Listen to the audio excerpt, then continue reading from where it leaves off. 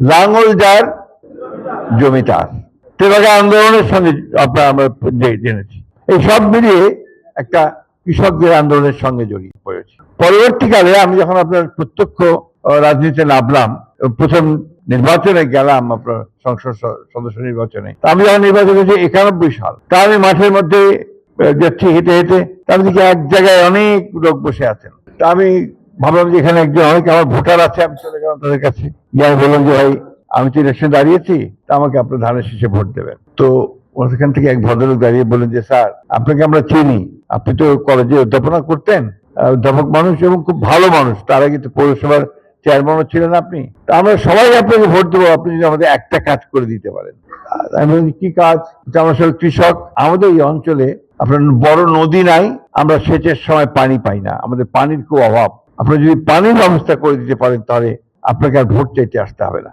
তাহলে কি করতে হবে? আমাদের ডিপ টিউবওয়েল গুলো পড়ে আছে, আর তখন আপনার প্রায় 480টা ডিপ টিউবওয়েল আপনার ওয়াটার বোর্ডের, এটা আপনার অকেজ হয়ে পড়েছিল। এটা বানিয়েছিলেন আমাদের শহীদ প্রেসিডেন্ট জিয়া রহমান, তিনি এই প্রজেক্টটা করেছিলেন। পরবর্তীতে এরশাদ সাহেব এসে ওটা গ্রামীণ ব্যাংকের হাতে দিয়ে দিয়েছে, গ্রামীণ ব্যাংক চালাতে পারছিল, কারণ তেভাগা করেছিল তারা। তো এটা যদি আপনি চালু করতে পারেন, আমরা যদি পানি পাই তাহলে আমরা উপকৃত হব। আমি সেই নির্বাচনে জয়লাভ করিনি, হেরে গেছি, কিন্তু তখন আমাদের দেশনেত্রী এবং খালেদা জিয়া জয়ী হয়েছেন।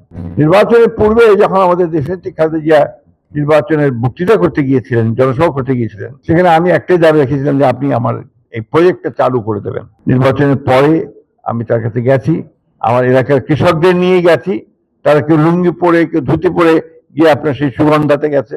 সেখানে প্রধানমন্ত্রী বেগম খালেদা জিয়াকে যখন আমি আমার কথা বললাম, তিনি প্রাইভেট সেক্রেটারি ডেকে বললেন এটা নেক্সট ক্যাবিনেট মিটিংয়ে দাও, এটা আমরা এই প্রজেক্টটাকে চালু করব। তিনি প্রজেক্টটা চালু করেছেন। ঠিক তখন থেকেই কৃষকদের, আরো আগে থেকেই কৃষকদের দাবি দেওয়া আন্দোলন নিয়েছিলাম। মিনিস্ট্রিতে যখন এসেছি, যখন আমাকে দায়িত্ব দিয়েছেন বেগম খালেদা জিয়া কৃষি প্রতিমন্ত্রী হয়ে এখানে আসার জন্য, তখন আপনাদের সঙ্গে আমার সরাসরি যোগাযোগ হয়েছে। রাজনৈতিকভাবে পলাশের সঙ্গে তো আগে থেকেই যোগাযোগ ছিল, কারণ সে আমাদের কৃষক দলের সঙ্গে সম্পৃক্ত ছিল।